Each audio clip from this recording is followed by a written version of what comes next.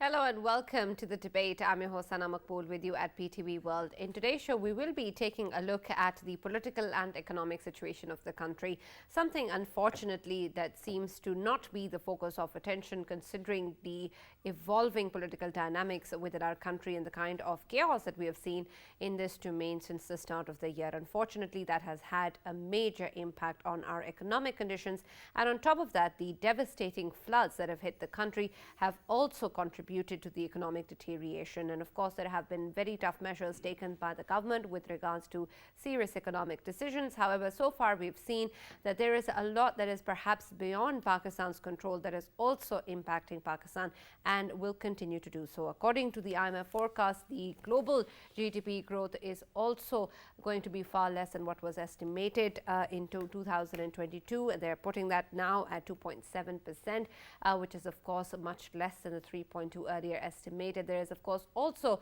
the issue of looming recession in countries such as Germany and Italy, slow growth in countries such as US, China and Britain, which of course also means that Pakistan's exports to these major countries will also be impacted. That, and on top of that, the political crisis that we have seen and the kind of impact that has had on the economic situation, particularly the value of the rupee, is also not helping. We've also seen that previously the IMF bailout package was something that Pakistan really needed, and there was some sort of concession given, keeping in mind the floods that have impacted Pakistan.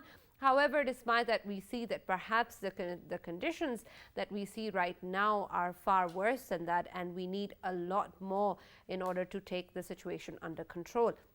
We will be taking a look at what this means in terms of what decisions or actions need to be taken and how soon they need to be taken, and how much of the contributions towards what is happening with regards to the rupee devaluing as well. We've seen it suffer for 4 consecutive days, down 46 paise in the US dollar today as well. And this, of course, means that the earlier appreciation that we saw has perhaps stopped. We're going to, of course, explore further what can be done on the economic and political front and what options remain for Pakistan. In our second segment, we'll be taking a look at the political situation of the country with reference to sports, something that should not be impacted by politics, but unfortunately in the case of India and Pakistan has been for quite some time.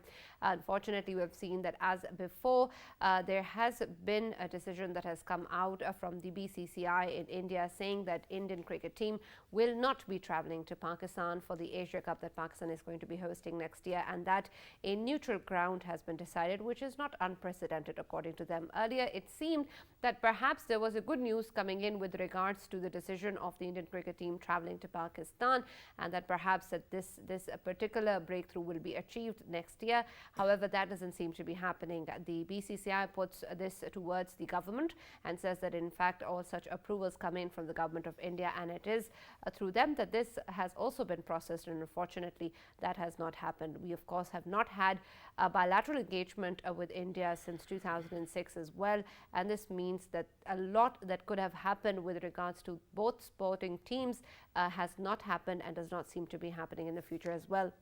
A statement coming in from our Foreign Office clarifies Pakistan's stance on the issue, saying that we have never wanted to involve politics in the decision to move away from bilateral engagements in cricket was India's, not Pakistan, and that the Indian team is welcome to play with Pakistan if they desire to.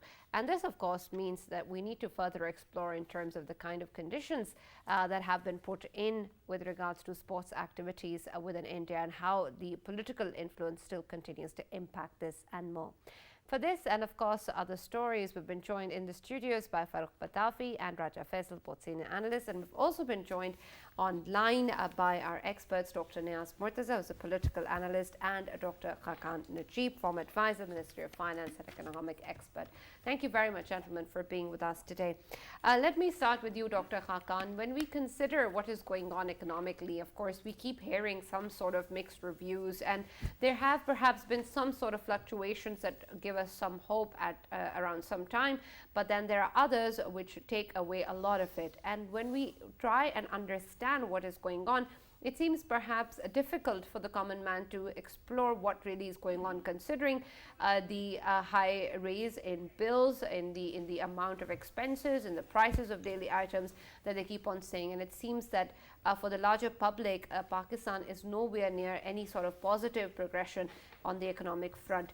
How dire is the situation really at the moment? What sort of factors are of serious concern for the country, and what factors do you think seem to be exaggerated perhaps or not understood clearly by the general public? Sana, thank you for having me. So let me put a context to the economic situation of Pakistan, not only domestically but internationally as well. Right. So the whole world is going through what we call stagflation, which means that the growth has to be slowed or has slowed as inflation has picked up. So interest rates have risen.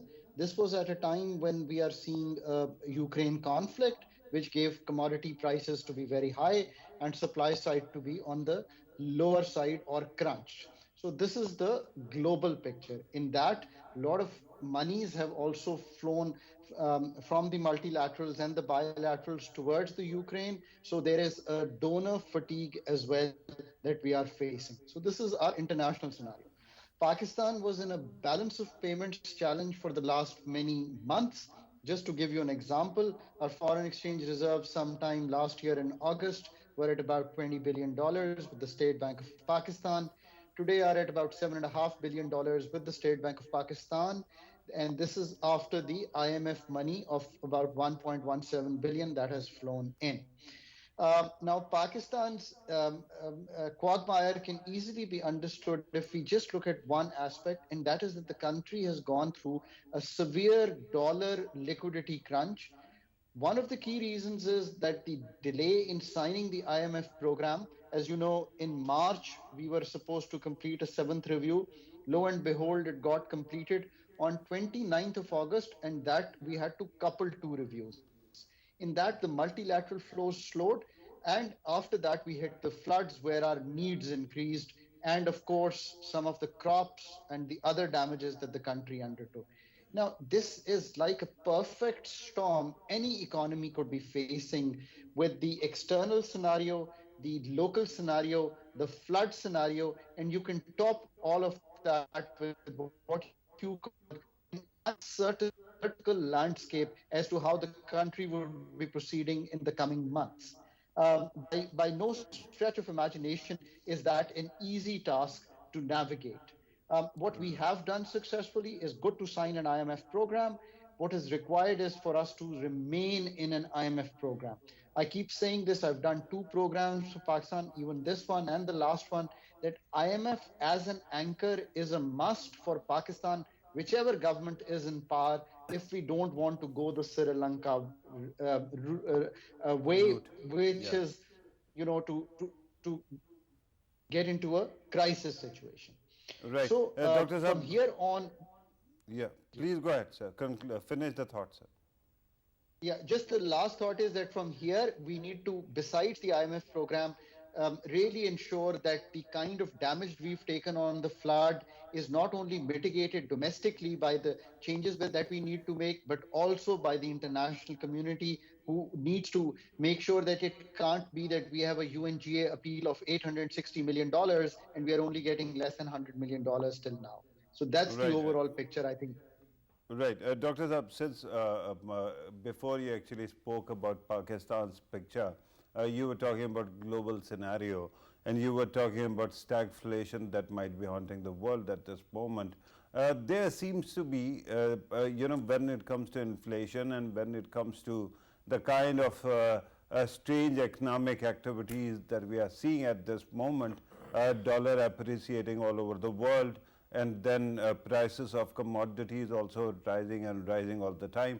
Of course, Ukraine war also has a lot to do with it, but there are other very interesting developments as well. For example, OPEC Plus's decision to cut production, and that seems to be geared at targeting the US midterm elections. Do you think that once these midterm elections are over, there might be some kind of concessions from various sides and the economy may start actually correcting itself? So, you have to remember that currently the global picture is very difficult. The picture in the Yeah. US itself is very difficult. They cannot afford the kind of inflation of over 8%. This is unprecedented in the last 4 decades that this has happened. Their Yeah. interest rates have risen. You got to remember everyone in US is carrying a mortgage, and when their mortgage costs go up, life becomes difficult. Yeah. On top of that, if the energy prices go up, life becomes very, very difficult. So the Fed's trying to slow the economy. I think the next 6 months will remain challenging. Once the elections are over, this high cycle of carrying the Fed rate to the maximum will pass us through in the next 6 months. Inflation probably globally, fingers crossed, is at its peak levels. They may see a recession, but it'll be short-lived and very deep. And the consumer probably will hold up. What they have also tried to do is ask the OPEC Plus not to do in terms of the rise in price, and they are releasing some quotas from within US. So let me share with you, where Brent had gone back to $95, it's back under $90 as we are just communicating with each other. So every economy, Pitafisa, you've rightly said, is grappling with this energy issue, is grappling with this inflation issue at a Yeah. time of what you call an election cycle, at a time of this cycle where consumers are holding, but the supply side is in difficulty. So I think this is the next 6 months is probably the most difficult, and that would probably tend to ease as we get to somewhere close to summers of 2023. And so for Pakistan to Absolutely. ride this time period Right. And is Dr. very Hakan, important. of course, the picture that you've painted, of course, makes it quite clear what is going on internationally and how it's going to impact Pakistan. And there's a lot, of course, that we'll be having to deal with, and we continuously are.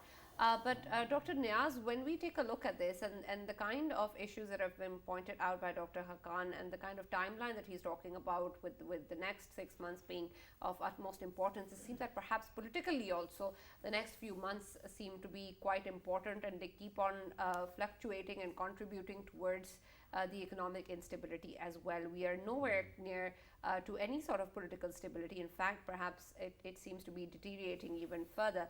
We may have a clearer picture in mind after a couple of months, but at the moment it seems that there is a lot going on, and nobody's really sure what's going to happen with regards to the Hakiki Azadi March that the PTI chairman keeps talking about, with regards to elections, with regards to the appointment of the army chief.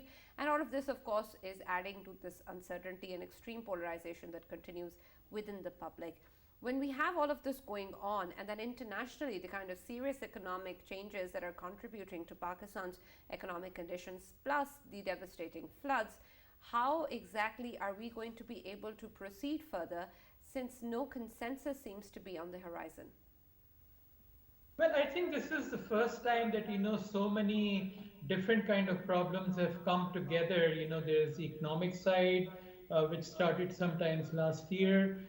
Then there was the political side, which was also sort of germinating from last year November onwards, and then the global picture, and then finally the floods. Now there are some things that we can't do anything about, which is the floods that were triggered by a natural a cycle, but and also the global picture that's largely out of Pakistan's hand. So that really leaves you with the things that you can put into order is the political side and your domestic economic side. So quite clearly, I mean, you've had situations in the past where the opposition has looked at the overall totality of situation and recognizing the multiple challenges that a country might be facing. It's decided to at least keep the political boiler a little cool. But unfortunately, that's not happening right now in Pakistan, and the opposition is actually trying to precipitate a higher political crisis on top of what we are experiencing domestically in economics, globally in economics, and then the flood. So I think the first thing is that there should be cooler heads that should prevail on the opposition side. They should recognize that they've been removed through a very legal vote of no confidence. There is absolutely no justification for whipping up a political crisis at the moment, especially when we are facing so many crises. And they should, come back to the parliament and try to, engage with the government. They may have their differences, but those things are, part of the political process. And that's why you have a parliament, and that's why you have so many different forums where people can sit down and sort them out. So I hope that will be the first step, and that will help us, deal with some of the other challenges.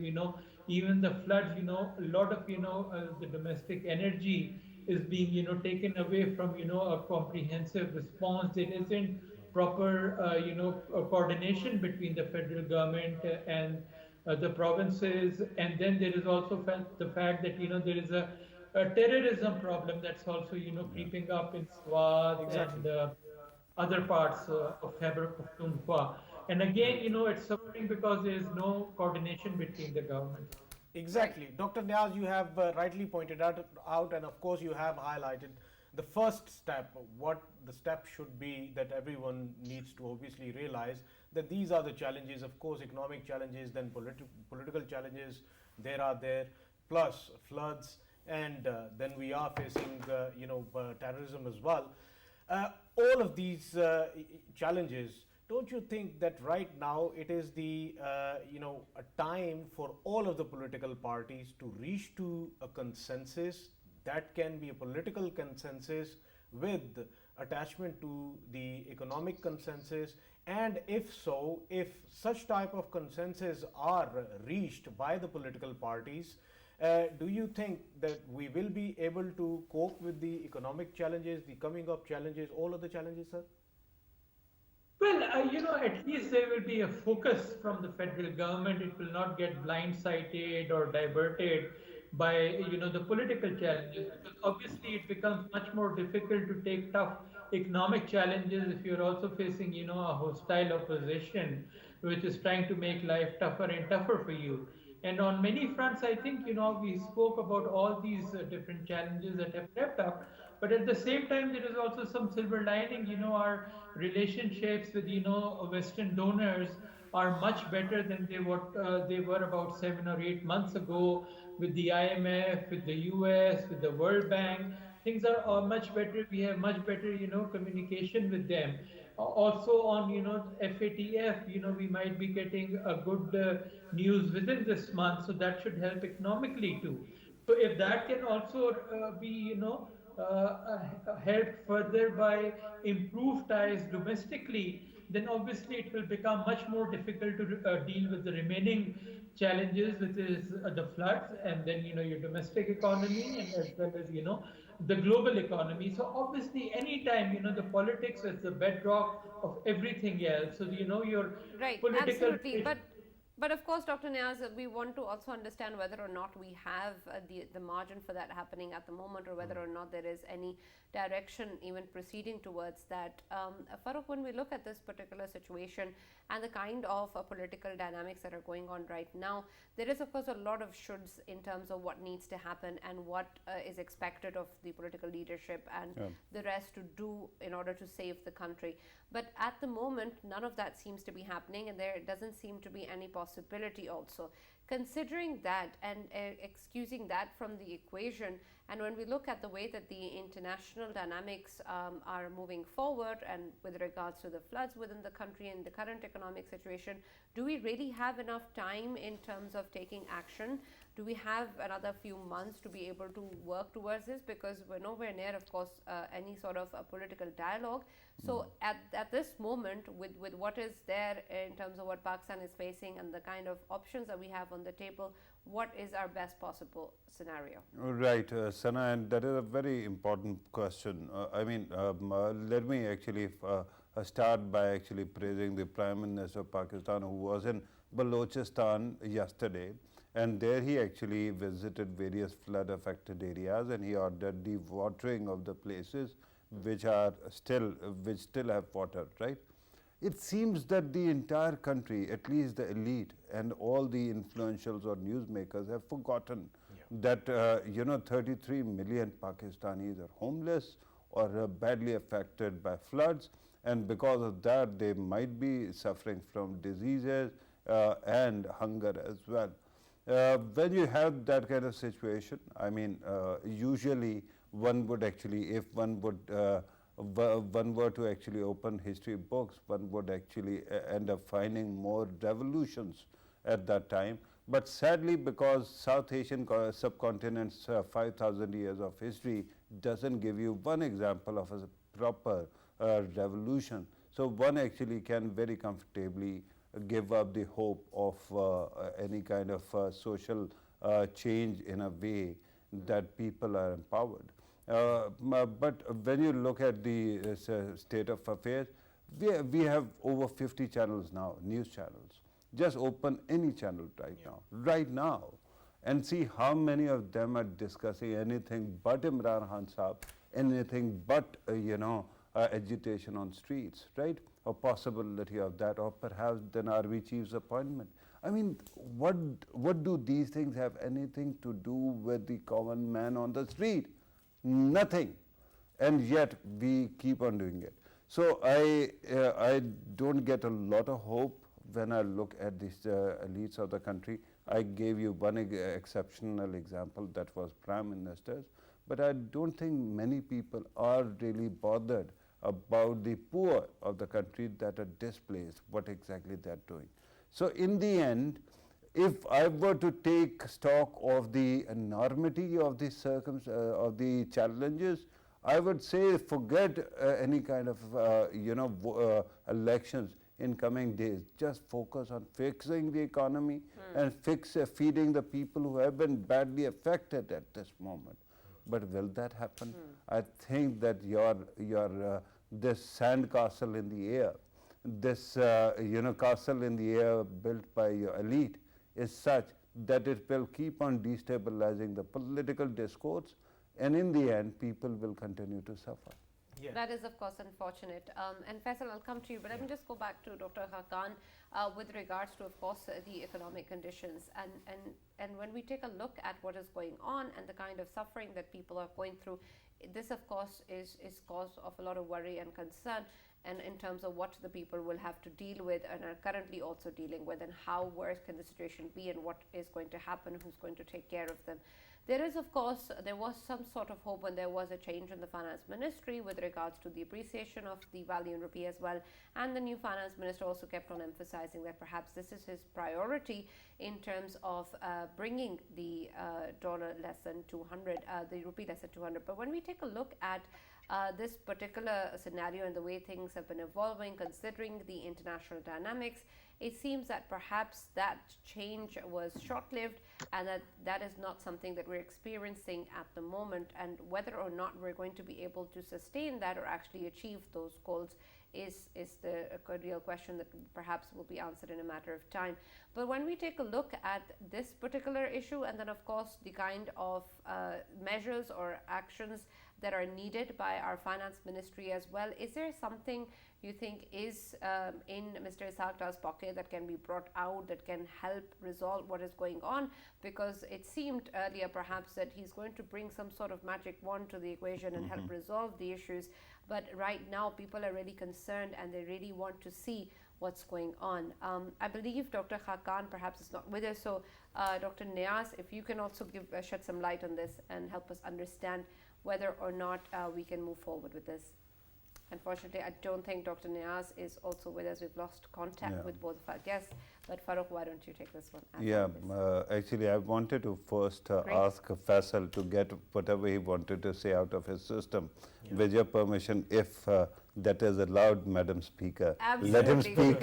And then I'm going to actually... This is actually exuding on the table, so why not? Yeah, I wanted to highlight this fact. Earlier, while obviously Farooq asked one of the questions, he did mention that if OPEC can give a go-ahead of increasing the oil production, that will of course bring a positive effect on the economies of the world, especially right now whatever is happening in the West. I'm talking about Ukraine crisis. I think it has everything to do with the Ukraine crisis. If we talk about the Western economies right now, they are not performing well The reason behind it is that they are coping with the price hike in the energy sector. Whoever I'm talking to, my relatives, my friends who are living there, they are complaining one thing, that their old savings, they are obviously having a negative impact on them because of You're talking you know about Europe or yeah, Pakistan as I'm well? talking about Europe. I'm talking about Europe. Believe me, I'm sitting in Pakistan, Yes, and you are. my savings are gone as well. Exactly. Everyone's savings are gone. Yeah. And same is the case here as well. So probably if we increase the oil productions, this might affect. Plus, I think right now the saner world needs to come forward to bring this Ukraine crisis to an end for the larger interest of the world. Yeah. Because if there is an end to this crisis, believe me, right now, while people are talking about the recession, while people are talking about economies getting bankrupted throughout the world, especially in the third world countries, of course they are facing huge challenges. If we talk about Africa, they are having food crisis, shortages are there. So all of these crises, they can be managed by just interfering in whatever is going on in Eastern Europe, and if that is fixed, it will bring a positive effect. Yeah, and then of course we'll have the horses and we would ride, but Yeah. that isn't going to Yeah, happen. then we'll have The great thing is Dr. Dr. Hakan is back with us, and he can perhaps answer the question. Yes. But by the way, let me also bookmark here that I want to ask a question as well, but it is going to be about international economics. Sure. So first, let him answer your question regarding dollar and what our current finance minister can or cannot do regarding fixing the economy. Dr. Saab. I think it's very important to remember that in a market-based exchange rate, the one we are in, there are three aspects that impact the value of a currency. Number one, the sentiment. Number two, the speculation. And number three, the fundamentals. So let's look at all those, and then we'll be able to easily answer what can be done. When the new finance head took over, you could see that the sentiment changed. So somewhere around rupees 240, the sentiment changed. Um, what did it do? It made exporters sell the dollar that they were holding in hope of a better rate, and that kind of adjusted the rupee by nearly 21 to 22 rupees. Uh, the second thing was that we took some part of the speculation out, right? I mean, the banks and all the story that's known in the country, where The they were banks, charging a high Dr. Saab, the banks. for opening LC. Yes, Yeah, that's the the banks, banks. they did it. Yeah. So the letter of credits that were being opened at a high rate, that went out, and also the speculation in terms of you and I holding dollar as a currency of wealth, I think changed as well. So when we saw these two things changed, what you've seen is that there has been a strength in the rupee. Although at a time when the dollar was getting stronger worldwide, the rupee has gained strength. But now, moving onwards, I think a certain equilibrium has been reached. The fundamentals will determine how the rupee moves forward. Um, One thing the authorities must always be cognizant is the disorderly movement that happens. Even in a market-based exchange rate, us losing the kind of value we did, especially when the dollar was getting that strong and the sentiment and the speculation went against us, there was a disorderly movement in the market. So now we need to see a more orderly movement. I think that's the best way to move forward. On that, strengthening the fundamentals is very important. What do I mean by that? I mean, reserves need to be built from here. So that would improve the dollar liquidity crunch that the country is facing, the supply of dollars. The first good news on that is that we are going to be having about $2 billion, I think, by the first week of November coming from ADB and AIIB. So that would give a lease of a life of the kind of downward trend that we've seen in reserves, and hopefully some build up. Secondly, we want to make sure that the $34 billion gross financing that is needed for FY23, and this is extremely important. What do I mean by that? The current account deficit is going to go beyond the 9 billion to somewhere around 12 billion, we estimate now. And then we have 21, $22 billion of debt repayments, amortization, interest payments. So we need to pick up $34 billion. That must Yeah. be ensured. One way to do it is, of course, the IMF, the bilaterals, the multilaterals, the rollovers, the Paris Club monies, and then some rescheduling on the non-Paris Club. So that's the kind of picture on the rupee that is emerging. Right. Dr. Zab, I will request you to actually respond to one of my questions very quickly. It is regarding the international economic situation. We have seen that the US economy is also under pressure, as you very rightly pointed out. And then CNN also reports that China has deferred its release of data set regarding GDP and economy. But one country keeps on chugging high growth numbers, that is India. A guest the other day was saying that there are three categories of lies: bigger lies, and Indian statistics. But regardless of that, do you think that Indians have some secret formula that they are using? Why is it that their economy keeps on expanding even when it is not adding any jobs? So let's quickly talk of all these three. US, higher inflation, higher rates, slowing growth, a strong consumer. China, there has been some property disequilibrium, so they've tried to create more equilibrium in the market. There have been difficulties there, but they want to create a growth momentum. But it will also take, the valuations that are there on the property and the properties to flow out in the next 6 to 8 months, and hopefully we would see some stabilization. When it comes to India, you've got to remember that they were very hit hard with the COVID. And the economy took a very, very strong hit. And when that happens, there is a low base, so there is a high base effect where you're seeing the growth numbers, because it went very low, so you're seeing a certain reversal there, of course. But of course, you've got to remember that India was coming in with a very strong position on the reserves, so they could probably defend their currency more, and that's why their inflation hit is much smaller than ours. No, but their currency is also sinking. Their currency is also sinking. And they've been trying to defend. So rightly, so it is a difficult balance for everyone. So is it for India.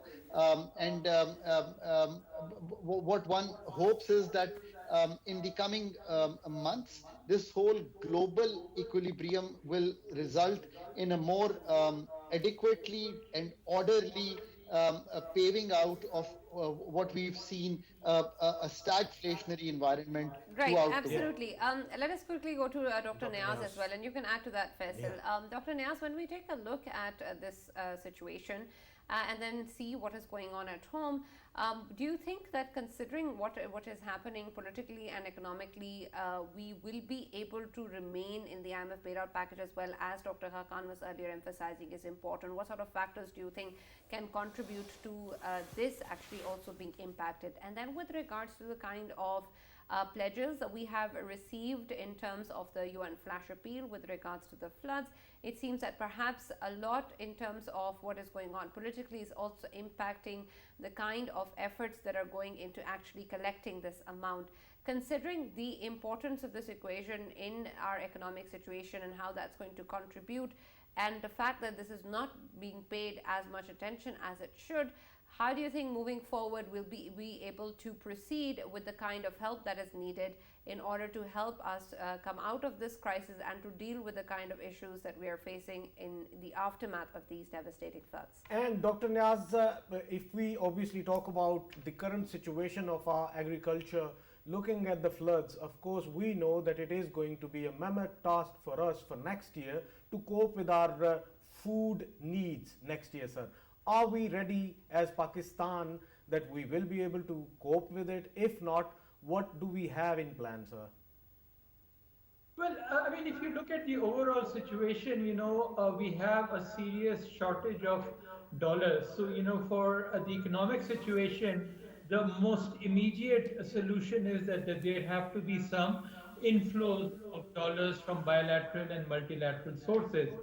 And so the good news is that the World Bank, the Asian Development Bank, they have agreed to divert some of their funds for other purposes into the flood rehabilitation effort. So that will mean that the money will come in quicker, and then it will also go into trying to stabilize this enormous distress and pain that people in the flood zones are facing. So I think that will be one positive aspect that the government is working on. But then besides that, I think we also need to look at ways to really jumpstart the economy somehow. Obviously, the domestic investment is going to take a hit because of these multiple factors. Our interest rates are very high, so borrowing is very high. So businesses will be very reluctant to borrow and invest. So Yeah. one way to overcome that is to bring in foreign investment, and the government has been working on a couple of ideas on that. There is of course the CPAC, the export processing zones. They are in the pipeline, so there is a need to remove all the hurdles and get them going, because that will bring in money. Then we were also talking to Qatar and some of the other Gulf countries in terms of them investing, buying out some of the shares of some of And the that's state enterprises. and Dr. Saab, that is great news. I think that these talks have been going on for very long. I hope they start quick, producing some kind of quick results. But let me ask you about this decision to not seek a rescheduling of Paris Club loans. Do you agree with that decision, sir, that Pakistan should be seeking to reschedule bilateral loans, not Paris Club? Well, I think the reason that the government is giving is that the amount of Paris Club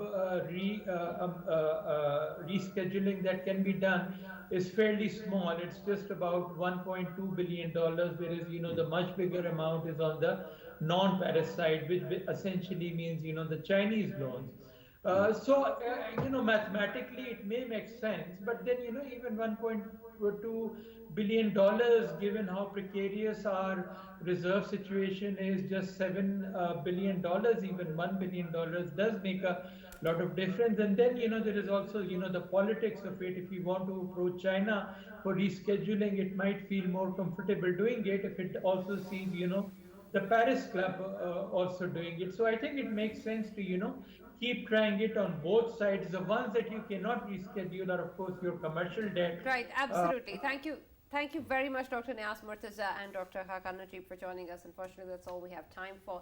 But thank you for talking to us about this very, very important issue indeed, in terms of our economic situation and the measures that are needed for this. We'll take a short look at what is going on in terms of course, the political situation and the kind of dynamic that is going to be impacting and is impacting other activities with reference to what is going on between India and Pakistan.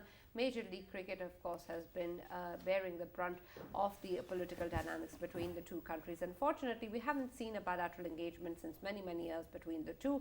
And now the decision coming in from the BCCI to hold the Asia Cup in a neutral ground and for the Indian cricket team not to travel to Pakistan is again disappointing.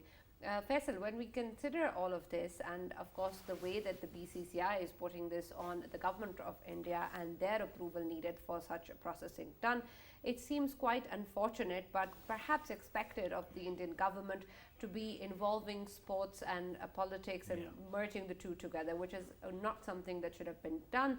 And in fact, it seems that the players all around the world enjoy a good spirit of sportsmanship, and this is important, of course, and unfortunately that is being curbed by such decisions.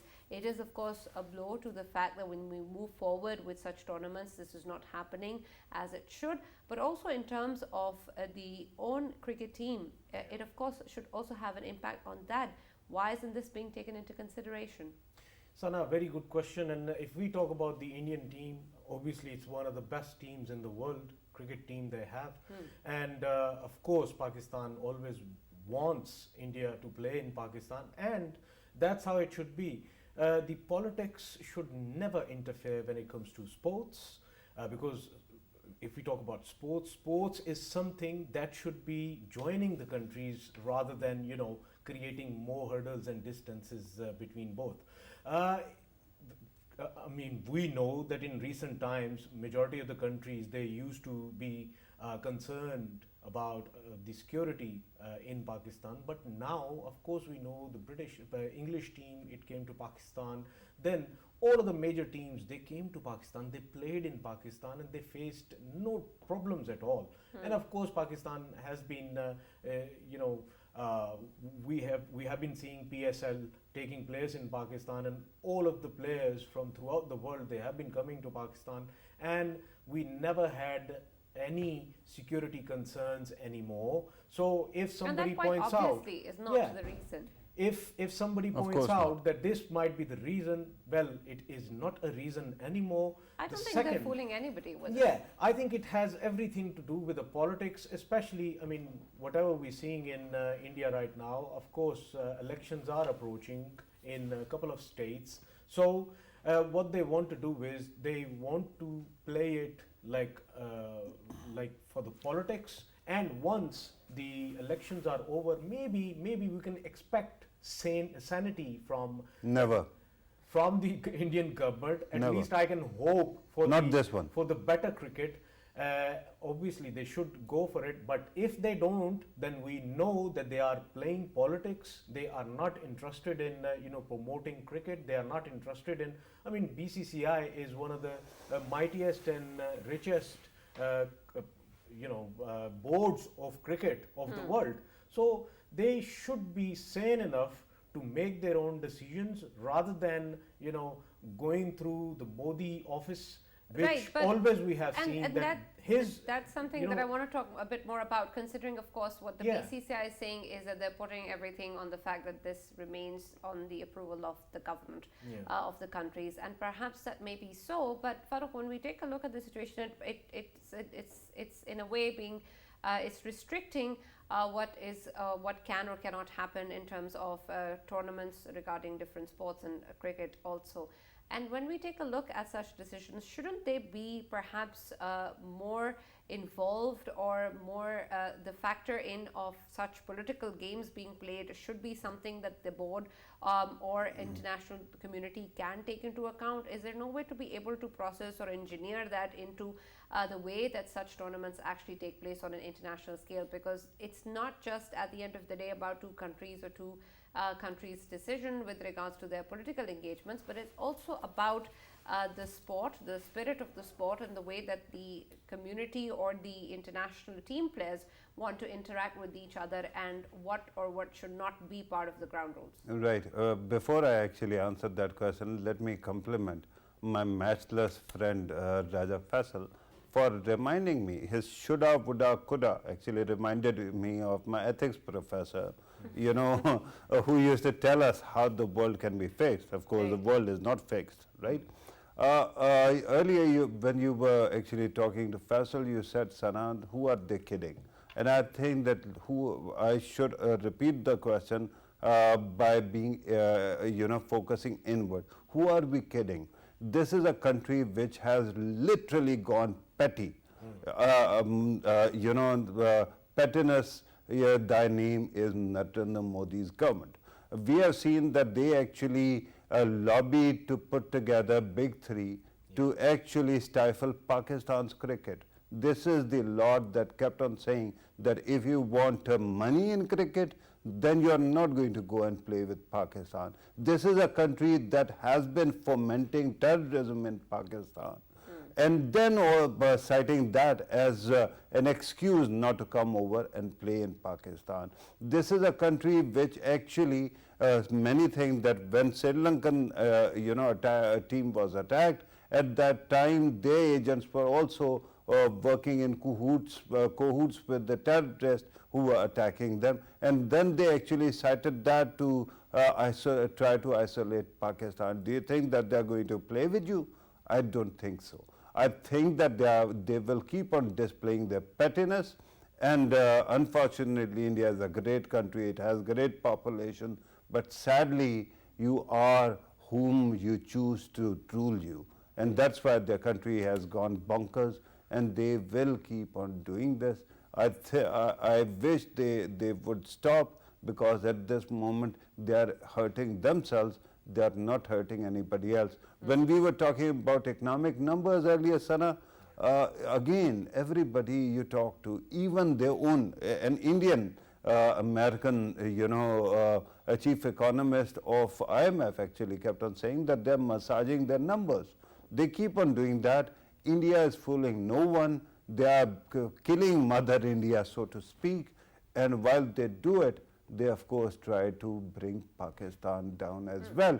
And they think that, by the way, cricket is thought to be a great unifier in Pakistan. Exactly. Wherever you go, you will see everybody from hardliners to very different kind of secessionists also, sub-nationalists also, all sitting together and watching cricket and rooting for Pakistan. So India will never want Pakistan cricket to be strong. Yeah, Sana, Right, just very quickly, one last thing. Yes. Then I will have a counter as well. Day after tomorrow, of course, there is a match between Pakistan and India. It is of World Cup T20. Yeah. And we Where is hope, it? we hope that Mohammad Shami plays really good, because it is very important for him to play good. If he doesn't play good, of course, there will be a backlash within India against him once Right. more. Yeah, and And as We long know that, as of the course. track record of Indian Yes. spectators, they have been treating these Muslim players of Indian cricket team, they have been treating them it's really not just worse. the spectators, and it's not and just the- I'm sure, Sana, that the production team is asking you They to are. conclude.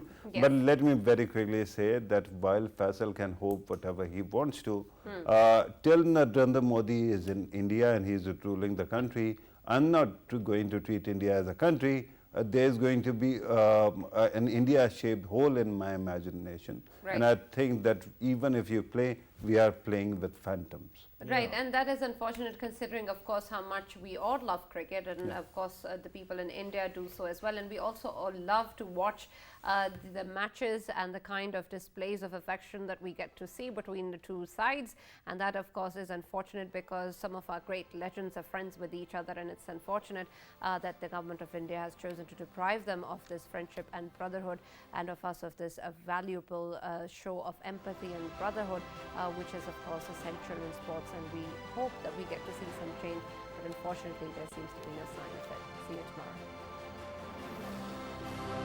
tomorrow.